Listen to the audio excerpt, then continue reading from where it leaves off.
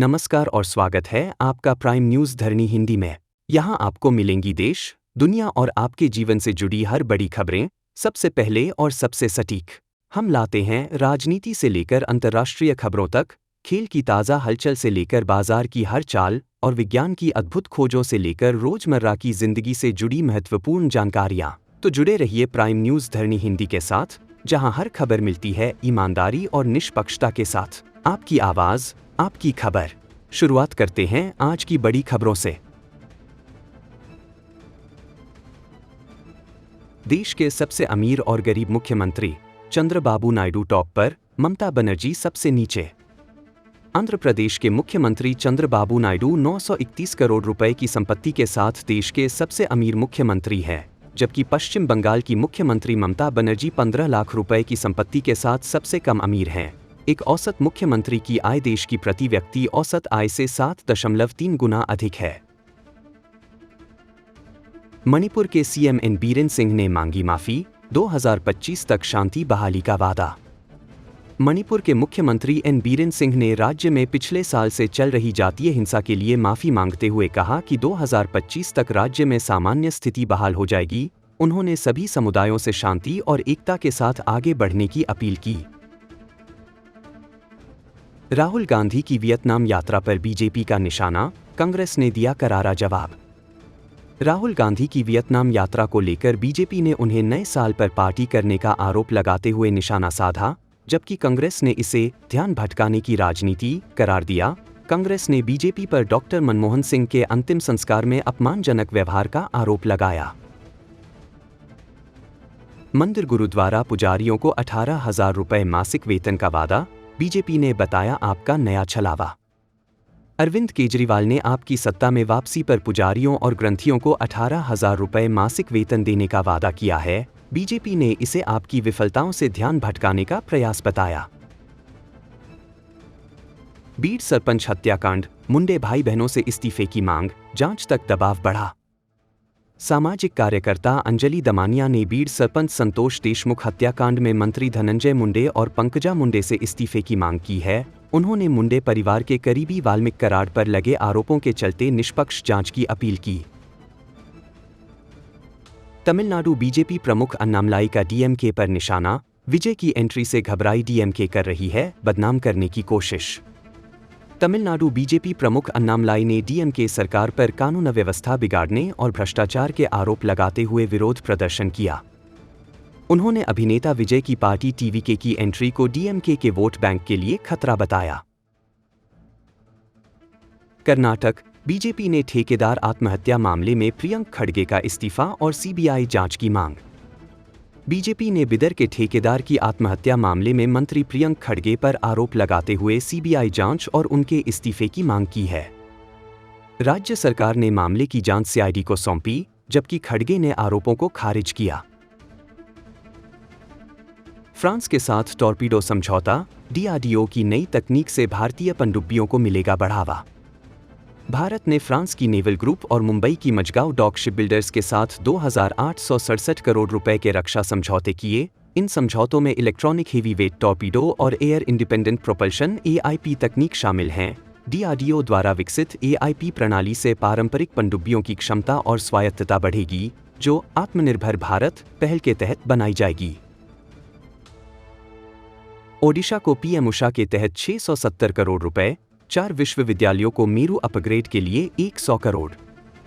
ओडिशा को प्रधानमंत्री उच्चतर शिक्षा अभियान पीएम उषा के तहत 676.7 करोड़ रुपए मिले हैं। इसमें से 408.7 करोड़ केंद्र सरकार और 268 करोड़ राज्य सरकार प्रदान करेगी। रेवेन्शा, ब्रह्मपुर, संबलपुर और महाराजा श्री रामचंद्र भंजदेव विश्वविद्यालय को मेरू अपग्रेड के लिए 100 करोड़ रुपए दिए जाएंगे।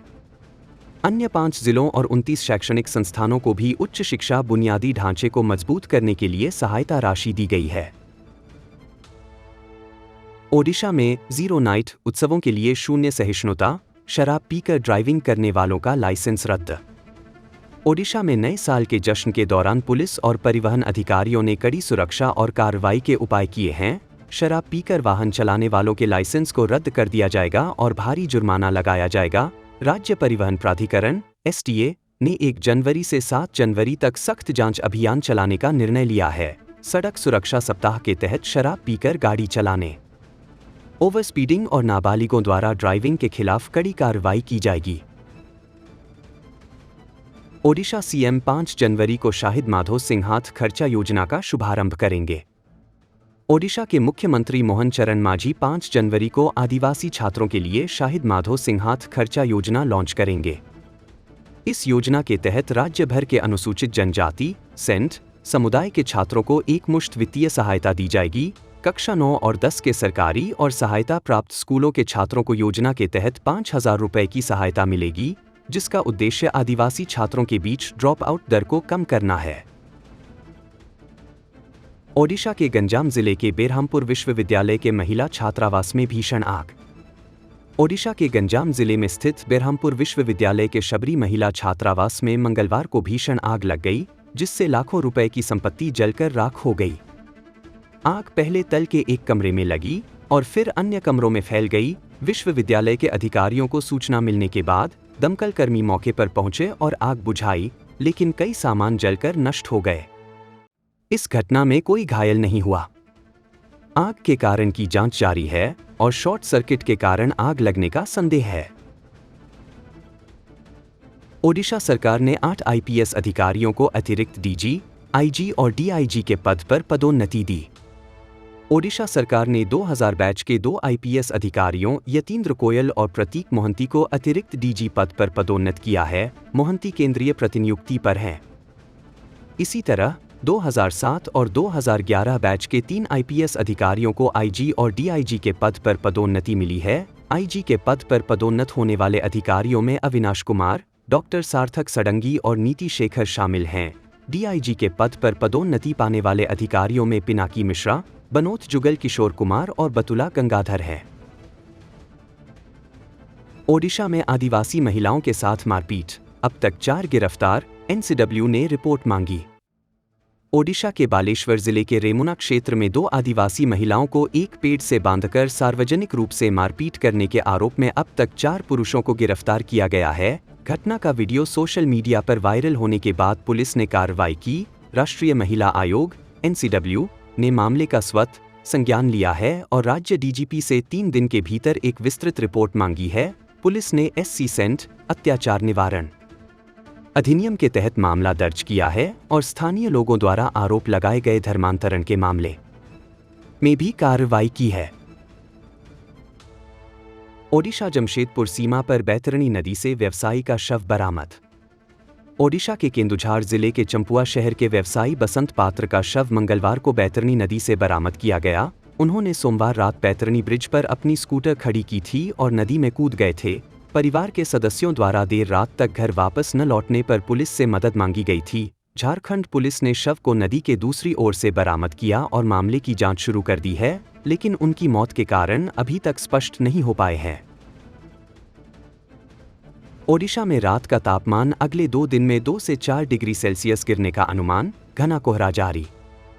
भारत मौसम विज्ञान विभाग (आईएमडी) ने मंगलवार को ओडिशा में अगले 2 दिनों के दौरान रात के तापमान में 2 से 4 डिग्री सेल्सियस की गिरावट का अनुमान जताया है। विभाग ने कंधमाल, अंगुल और कोरापुट जिलों में बुधवार सुबह तक घने कोहरे का अलर्ट जारी किया है।